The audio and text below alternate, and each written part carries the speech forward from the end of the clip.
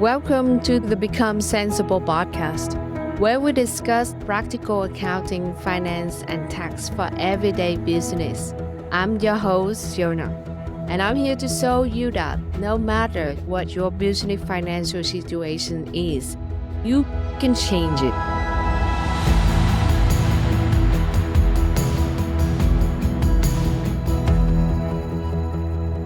Good morning and welcome back to the podcast Become Sensible.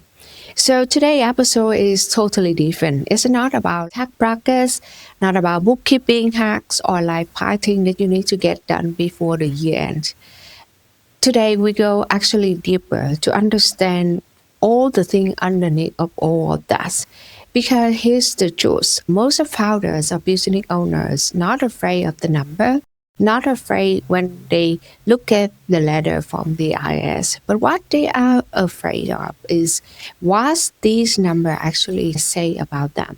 They are afraid of the number will confirm something about what they quietly carry for years. That is, they are behind. They should know better. They should better with the money.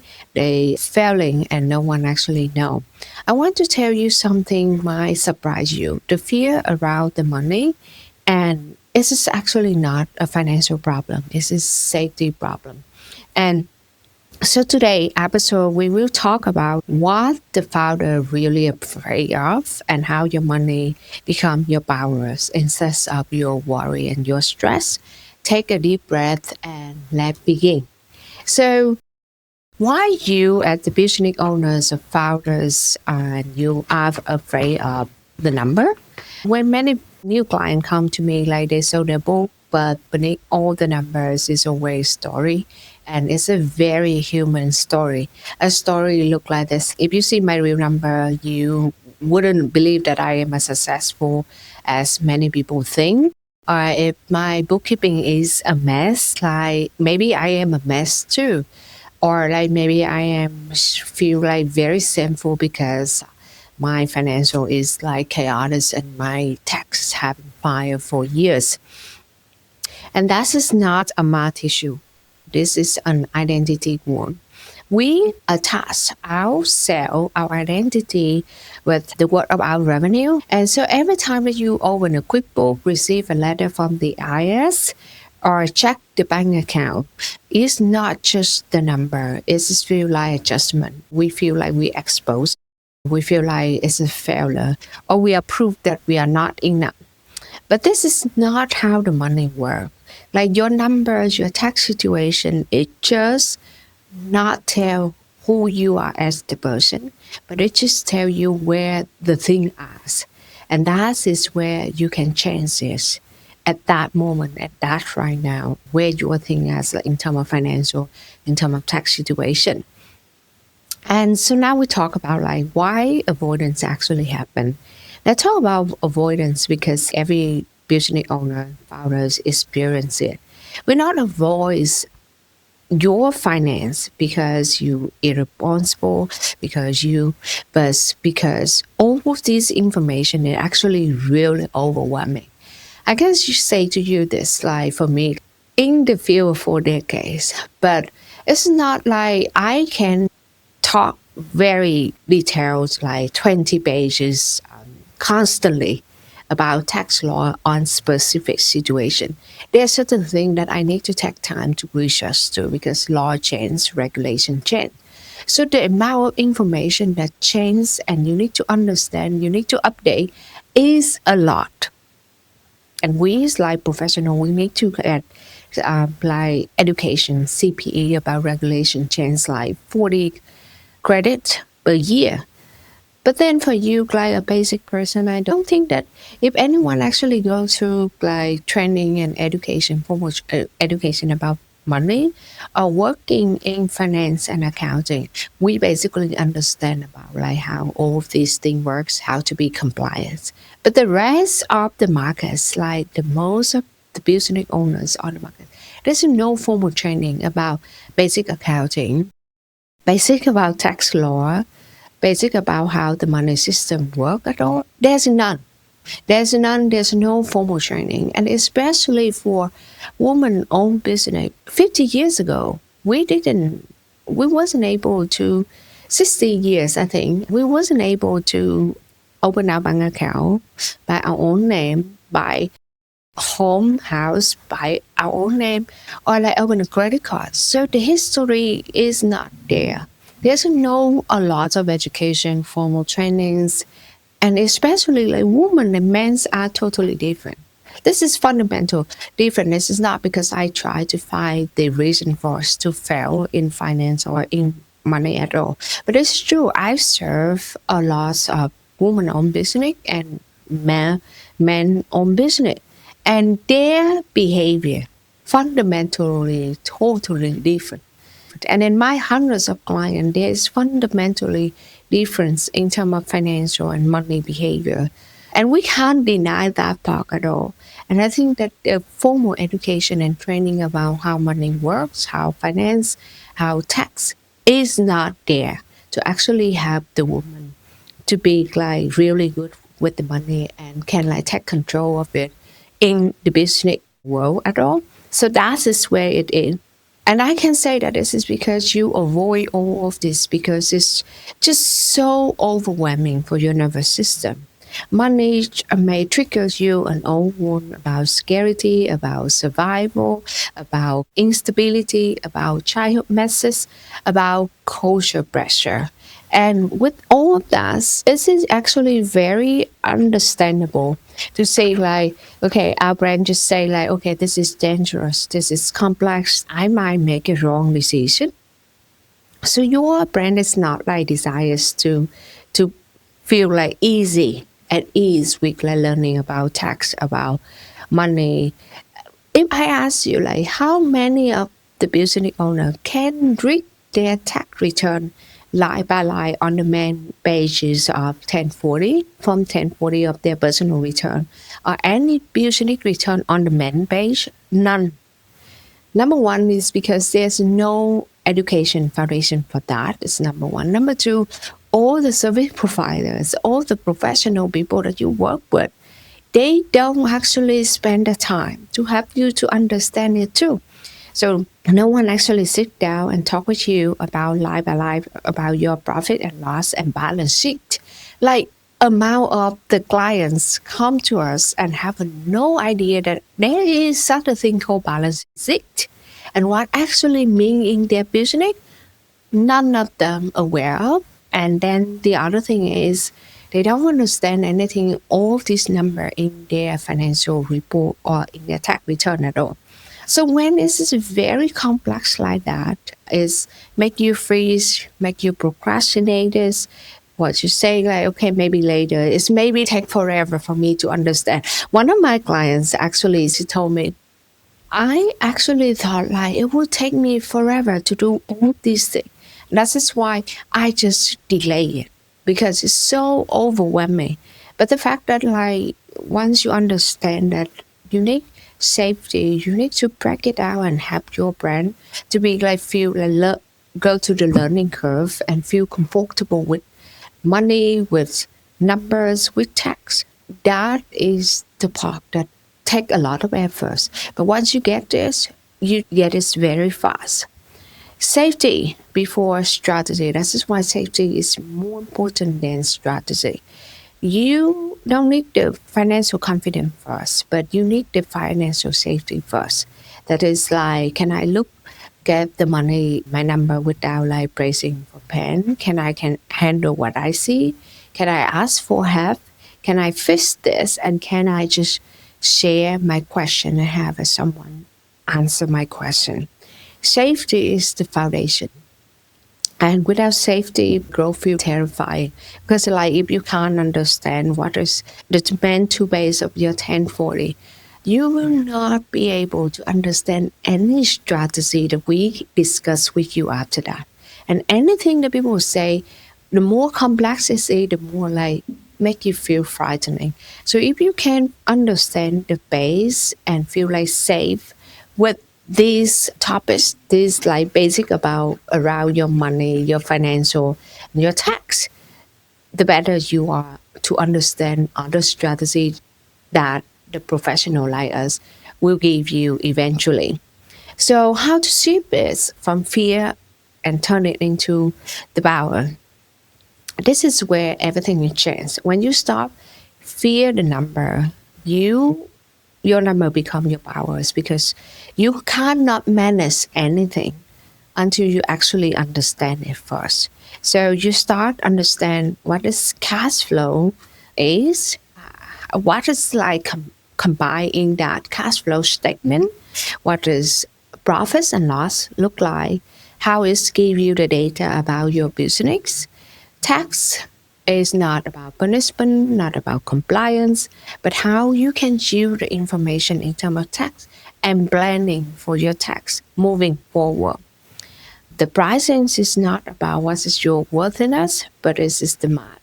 Growth is not about mystery, but it is about repetition. What actually works, what data is talking, what is the markets, and you make everything over there. Suddenly you make the decision differently. I have a clients like come to us like they have a ton of account receivable after 3 months work with us, and I show him exactly where's that information is like. Is it 75 days of account receivable, and now we put it in an actionable plan and say, okay, we need to get the invoice coming out on this day, and then on this day of the month, it need to have the people to actually like follow up with the invoice. So we was able to cut the account receivable in like half of the time. And that's within like 3 months. So that is how the number actually give you the decision in the business faster, more decisive, and solve the problem that you face better. And I mean, like, when you look at this, you will like stop apologizing because you change the price. You stop apologizing because your fear, and you stop make the decision based on like survival mode.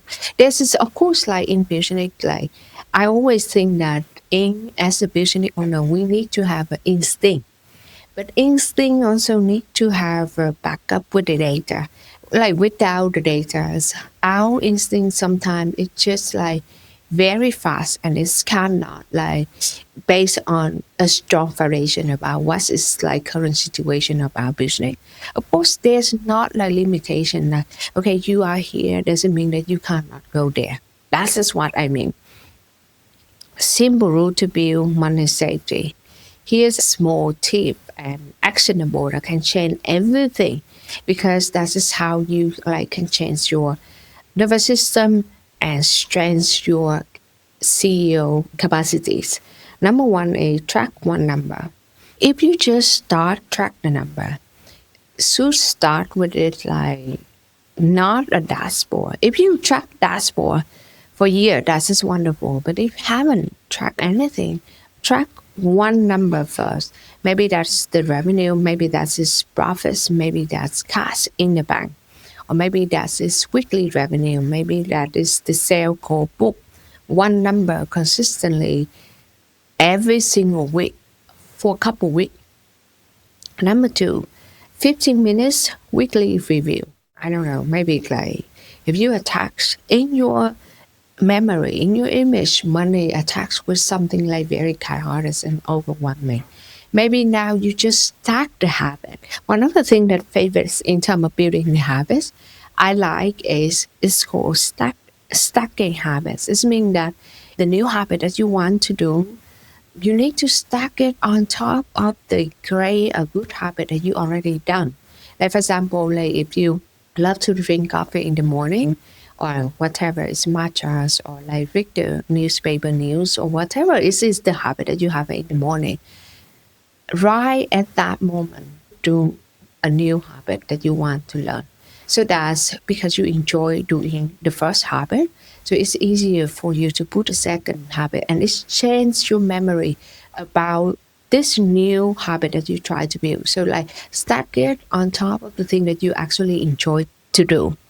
And look at the number and like what is coming in, what is went out, what is the need of attention. 15 minutes and that can change a lot in terms of the game for you every single week. And then number three is like have a folder. This is called tax folder.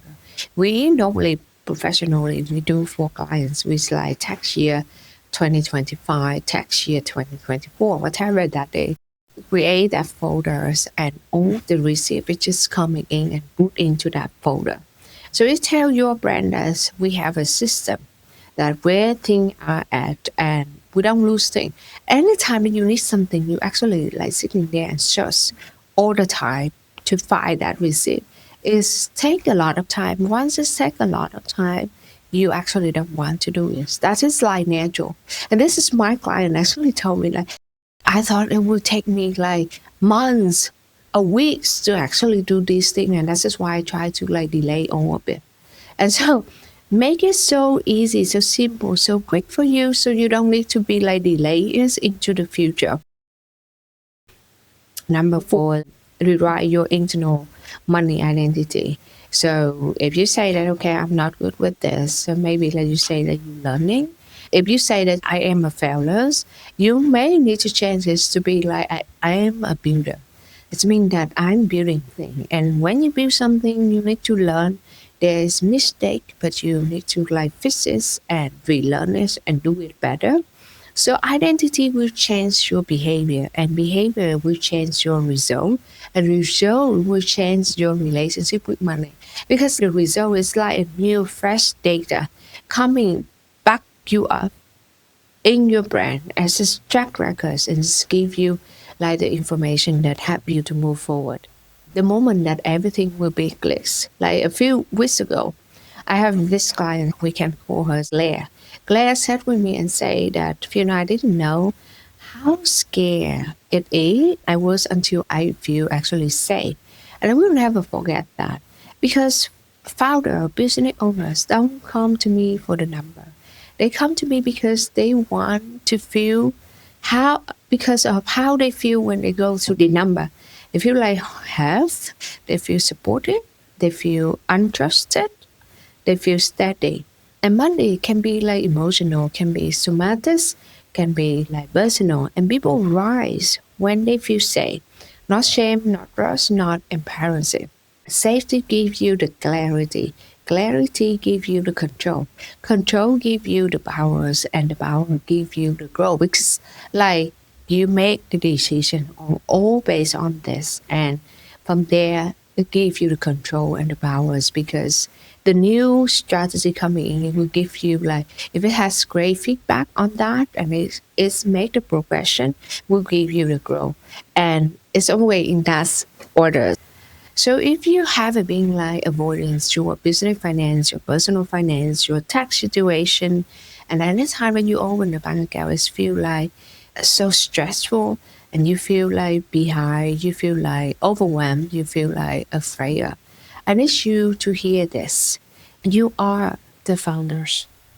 When you start a business, it's like fall apart and ideas. But as the business grows, there's a ton of things that you need to take care of from marketing to sales to people management to like administration to a ton of things that go through that's your nervous system and yourself try to do the best as you can. And I mean like if you can take the MBA business school, you can take a ton of class or whatever it is. But end of the day, the people that actually go into the process of building a company, they understand so much about how that is like overwhelming with information, decision, and things that you need to take care and skill and experience that you need to go with it. So just give yourself applause that you actually do the best that you can and your nervous system is doing its best that it can. Money doesn't need to be like very scary and it doesn't need to be very loud. It can be calm, be safe, be simple, and be powerful. But that just need to be like built on the habit that I recommend to you, like how to actually change all these small things is actually build a very strong foundation for your identity and relationship with the money. And if you want to take the first step to financial safety, just send us a message on Instagram, on YouTube, on our website. And we are very happy to like sit down with you, walk you through exactly what you need to do first and how you can shape your identity, your relationship with money, and how you can take control and have the power in manage your business money. Thank you so much for your time today. If this episode is very helpful for you, remember to share. Thank you. Bye bye.